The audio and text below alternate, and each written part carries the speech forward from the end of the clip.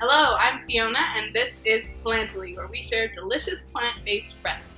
If that sounds like something you could be into, then make sure you hit that subscribe button so you don't miss out on any recipes. Today we're going to be making a green pea pesto.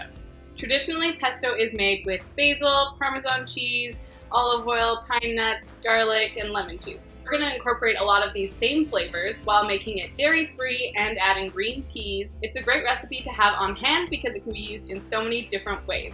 I like to have it on pasta or use it as a dip for veggies, put it on a sandwich or a wrap as a spread, or use it as a base on pizza dough. Let me know in the comments how you like to use pesto, and let's get into the recipe. We're starting off with 2 cups of basil in a food processor and then adding in half a cup flat leaf parsley and 1 cup of green peas. I've used frozen peas and then defrosted them. You can also use fresh. Next, we're going to add in 1/3 cup of toasted pecans and 3 to 4 cloves of garlic.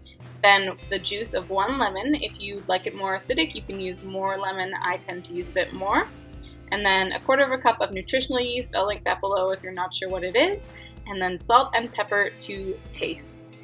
Once you've blended it all up, you can taste the mixture to see if you want to add more salt or pepper. I would really recommend using a food processor for this over a blender because you can get away with adding less liquid.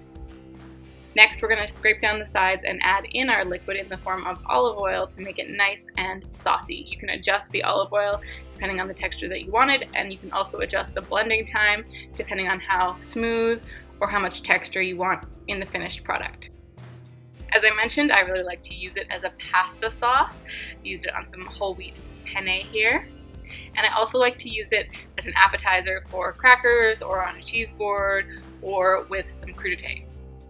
And that's how it's done. If you want a full written description for how to make this recipe, I'll leave a link to that in the description box. And if you make this recipe, please tag me on social media. I'll leave that below as well.